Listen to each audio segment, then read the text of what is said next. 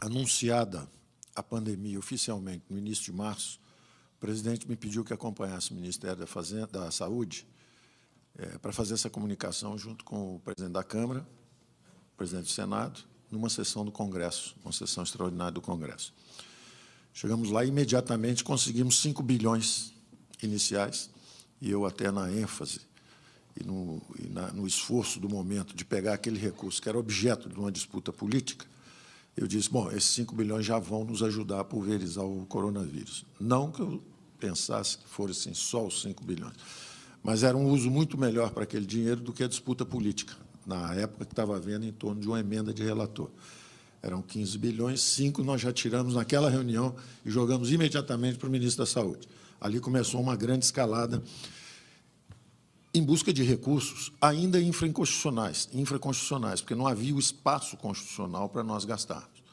Então, o que fizemos imediatamente, primeiro movimento, Banco Central reduzindo compulsórios, 200 bilhões. Logo em seguida, Caixa Econômica Federal anuncia linhas de crédito 100 bilhões.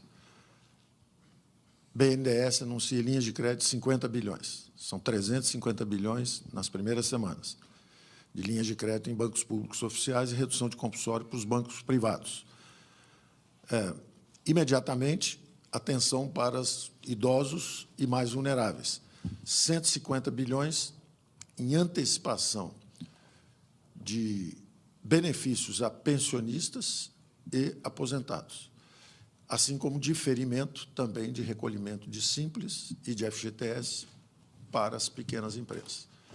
Então, imediatamente, atacamos com o espaço, ainda no espaço infraconstitucional, como ajudar pequenas e médias empresas, diferindo impostos e antecipando recursos para os idosos e os mais vulneráveis. O Supremo e a Câmara, e o Congresso e o Senado, abriram, então, o espaço constitucional para os gastos. Imediatamente, o presidente lançou o Nenhum Brasileiro Fica para Trás, o auxílio emergencial. 150 bilhões exatamente para os mais frágeis brasileiros, os desassistidos, os invisíveis, os mais vulneráveis que precisariam de recursos. Se fosse para ficar em casa, como é que eles iam comer? Como é que eles iam se sustentar durante 1, 2, 3 meses?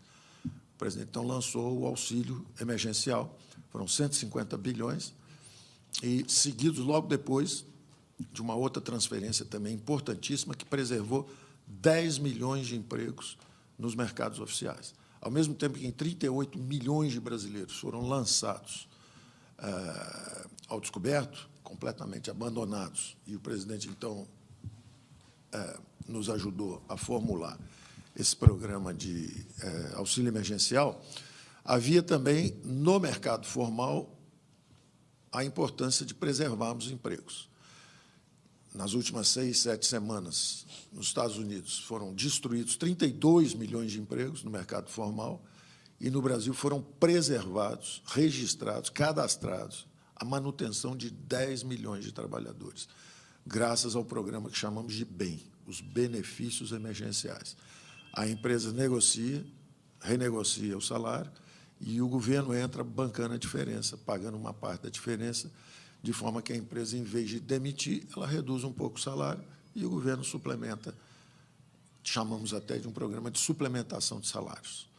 Foi muito bem sucedido esse programa, e com esses 150 bilhões, por um lado, para o auxílio emergencial, e mais 50 bilhões, por outro, para manutenção de emprego, já chegamos, então, a 700 bilhões de reais, lançando uma camada de proteção para salvar vidas e preservar empregos. Até esse momento, nós já éramos, do ponto de vista de esforço fiscal, o país emergente com o maior número de gastos, o maior volume de gastos para combate ao coronavírus. Nós gastamos 2 vezes a média dos países emergentes e nós gastamos 10% acima da média dos países avançados. Enquanto estavam dizendo aqui que o Brasil não fazia nada contra a crise. Nós estávamos gastando o dobro dos emergentes, 10% acima da média dos avançados, e sendo criticados porque não estávamos fazendo nada. Bom, imediatamente após, Já tínhamos, então, totalizado 700 bilhões de gastos. Imediatamente após, fizemos a articulação com estados e municípios. Já tínhamos mandado, antes desse acordo agora, recentemente celebrado com estados e municípios, 50 bilhões para estados e municípios. O presidente sempre disse que o dinheiro tem que ir para a ponta, para onde o povo está. Isso estava totalmente compatível com o nosso programa de Mais Brasil, com o nosso programa de fortalecimento do Pacto Federativo. Então, nós já tínhamos colocado aí quase 50 bilhões em estados e municípios. 10 bilhões foi uma transferência imediata, fundo a fundo, Fundo Nacional de Saúde, para os fundos estaduais e municipais, imediatamente. 8 bilhões, na verdade. Depois, 2 bilhões para o Sistema Único de Assistência Social, totalizando 10 bilhões. Mais 16 bilhões de fundo de participação de estados e municípios. Ou seja, apesar da nossa receita cair, nós garantimos a mesma transferência que fizemos o ano passado para estados e municípios, exatamente para compensar a queda de arrecadação deles, parcialmente. Então, já tínhamos aí mais 26 bilhões. Mais 20 bilhões de securitização, que era um pedido dos governadores. Tínhamos incluído também, antes, 1.200.000 famílias no Bolsa Família, exatamente entre essa dúvida de fraude ou não, existe sempre um processo criterioso para conceder, existe uma fila de 1.200.000 brasileiros desassistidos, e nós, imediatamente, preferimos errar pelo excesso. Bota todo mundo para dentro, depois a gente vê se tem fraude, em vez de ir apurando se tinha fraude para conceder o Bolsa Família. 1.200.000 famílias incluídas em 24 horas no programa. E, além disso, colocando os recursos nos estados e municípios, esses 50 bilhões que nós colocamos, os governadores vieram, de novo, conversar com o presidente, mesmo depois de nós já termos concedido isso, e, de novo, demos mais 60 bilhões para estados e municípios, mais a rolagem automática de dívida com bancos públicos e outras medidas, como facilitar para os municípios a renegociação de recolhimento da Previdência. Isso tudo totalizou quase 180 bilhões de reais. Então, o Brasil já tinha gasto, a essa altura, 880 bilhões. E aí lançamos as camadas de crédito também, como primeiras reduções de compulsório. Apesar de nós aumentarmos o crédito, em geral, o crédito estava subindo bastante. Os bancos privados aumentando o crédito, até um pouco mais que os bancos públicos, apesar de todas as críticas. Daí aquela expressão que eu usei para o nosso Banco do Brasil, na ocasião, porque os bancos privados estavam expandindo até mais do que os bancos públicos, o que não é aceitável. E nós fizemos alguns reparos aos programas de crédito também, por uma razão muito simples, porque, apesar de nós aumentarmos muito o crédito na economia, a verdade é que a necessidade de capital de giro, com a interrupção dos negócios e o isolamento, quadruplicou, quintuplicou. O Brasil todo estava sendo asfixiado por falta de capital de giro. Então, por mais que subisse o crédito, não era ainda o suficiente. Então, lançamos mais camadas de crédito. Essa semana mesmo vamos estar anunciando, o presidente do Banco Central vai anunciar o aperfeiçoamento de vários programas, passamos 2, 3 semanas trabalhando intensamente, e ele vai lançar novos programas, da mesma forma a Caixa Econômica, da mesma forma o BNDES e o Banco do Brasil. Então, vem aí mais 36 bilhões, já existiam 36 bilhões do folha de pagamentos, não estavam funcionando, os canais estavam entupidos, nós estamos desentupindo, o presidente do Banco Central vai anunciar isso essa semana, como é que nós vamos desentupir isso, mais 15,9 bilhões de FGO, que nós dizemos, na verdade, pela primeira vez, 3.200.000 contribuintes, pequenas empresas ou pequenas pessoas jurídicas, que sempre pagaram o Simples, sempre recolheram impostos, sempre foram chamados para a Receita para contribuir, dessa vez estão sendo chamados pela Receita para receberem até 30% do faturamento médio mensal dos últimos 12 meses. Vão tomar um susto, ser chamado pela Receita, falando assim, olha, eu tenho dinheiro para você aqui, para o seu capital de giro, para você aguentar essa crise, enquanto está todo mundo trancado em casa. Então, 3.200.000 microempresários vão ser chamados, são 15,9 bilhões para eles, também está saindo agora essa semana, mais 20 bilhões do FGI, que alavancados pelo sistema bancário, pode chegar a 100 bilhões, também para o pequeno e médio. Tudo isso em reação ao pedido da sociedade que o dinheiro não estava chegando na ponta. Se não está chegando na ponta, nós vamos empurrar mais até chegar. Então, quando você soma isso tudo, dá quase 1 trilhão, são 900 bilhões de recursos que estão aí.